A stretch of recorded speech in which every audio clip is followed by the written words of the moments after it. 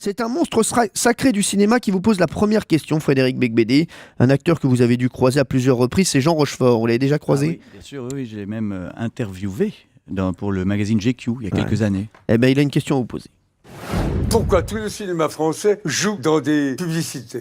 Alors, pourquoi tout le cinéma français joue dans des publicités? Pour payer ses impôts? Ah d'accord, très bien. C'est vrai qu'on a vu François Berléand, Laurent Deutsch, Marianne Chazelle, Pierre Arditi, Thierry Lhermitte, Patrick Timsit. Non, mais quand on propose une pub à un acteur, est-ce que c'est difficile de refuser? Vous, Jean-Marie, vous avez fait, je sais, le Triba, vous avez fait. Très difficile. Moi, j'ai fait Triba, j'ai pensé la pub, j'ai réalisé, ils m'ont donné 400 000 €. Non, J'ai tout de suite dit oui. très bien payé. Ouais. Ah ouais. Ah oui, c'est énorme quand même. Ben non, mais enfin, que tu conçois le produit et tout, mais c'est vrai que de toute façon, ça serait une honte de pas dire que les gens font ça pour le plaisir ou pour rigoler ou parce qu'ils aiment bien la marque. C'est juste pour gagner du fric assez rapidement et qui permet effectivement souvent de payer les impôts. Ouais. Moi, je dirais juste quand même qu'il faut faire attention à son image et peut-être réécrire parfois le scénario ou demander un droit de regard parce que parfois on peut se ridiculiser un peu. Vous qui avez été dans la pub, est-ce qu'il y a des pubs justement qui ont été vraiment ratées pour des people? Certaines que vous... Il y en a une avec à laquelle je une banque pense en ce moment. Pour une banque Voilà, qui n'est on pas pense à la très... même. Allez, on va pas parler pas d'un très ami. réussi. Non mais je pense que je pense qu'il aurait dû peut-être être un peu plus dur avec le client et imposer son humour à lui plutôt que obéir au script. Voilà. Bien sûr, on parle bien sûr de Karim Benzema pour la pub LCL.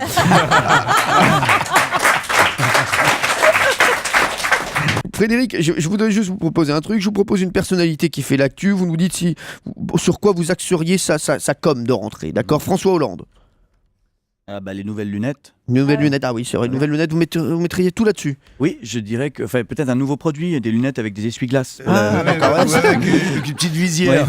Ça serait pas mal. Johnny Hallyday qui sort un nouvel album. On en a parlé tout à l'heure. Ah sur quoi? Ah, vous voulez dire Sa un produit? sa com ou bien sa com. Il y a ce spectacle qu'on attend tous là avec Eddie Mitchell. Ah oui, c'est ça. Et Jacques Dutronc, Jacques bien sûr, Dutronc. c'est plein Vieille craqué, canaille. c'est à Bercy. Vieille canaille, Ah exactement. ouais, ça, Donc, je pense qu'il y a un truc à faire. Nabila.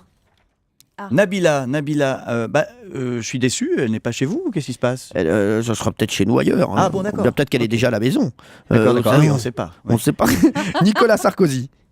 Il faudrait peut-être faire une grande campagne, peut-être un truc un peu à la Rambo 2, le retour. Quoi, un truc comme ça. Ouais, pas mal. Rambo 2, le retour. Il revient et cette fois, il n'est pas content. Cette fois-ci, il est pas. Cette fois-ci, ça va cogner. Voilà. Et Pierre Bellemare. Pierre Bellemare, la même chose. Allez, une question pour Frédéric Becbédé. C'est une question qui sent bon la campagne, puisque c'est Karine Le Marchand, la belle plante de l'amour et dans le pré, qui vous la pose. Écoutez. Est-ce que tu préfères une femme élégante mais coincée ou vulgaire mais rigolote? Alors, élégante mais coincée ou vulgaire mais rigolote, ou bien vous pouvez avoir également... On peut pas avoir élégante mais rigolote? Oui, c'est ça. Ou bien vulgaire et... Vulgaire et coincé. Ouais. Vulgaire et coincé, c'est pas mal. C'est un bon programme, ça. Si, j'aime bien ça. Ah, il est vicieux. C'est-à-dire que la fille est vraiment très très sexy. Oui. Et en même temps, non, elle veut jamais. Elle veut jamais, elle dit non tout le temps. Ah ouais, c'est ça. C'est bien. Les plus grandes salopes sont comme ça. Hein. Ah bah d'accord. Merci pour le témoignage de Jean-Marie Bigard.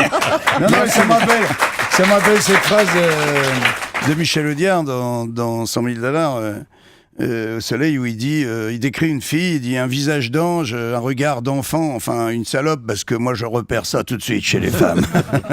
Allez, question pour vous, Frédéric Becbédé. On termine en beauté avec une question philosophique posée par la philosophe la plus éminente de France.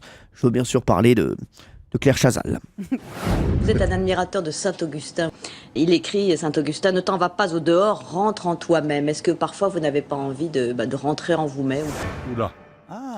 Pas mal, c'est pas mal. C'est une vraie question qu'elle a posée au JTTF. Mais c'est intéressant parce que j'ai fait exactement le contraire avec ce livre. Je suis sorti de moi-même et je suis allé voir au dehors pour la première fois de ma vie. C'est ça. Et donc c'est ça le roman. C'est un vrai roman avec des personnages qui, pour une fois, ne sont pas uniquement situés autour de mon nombril.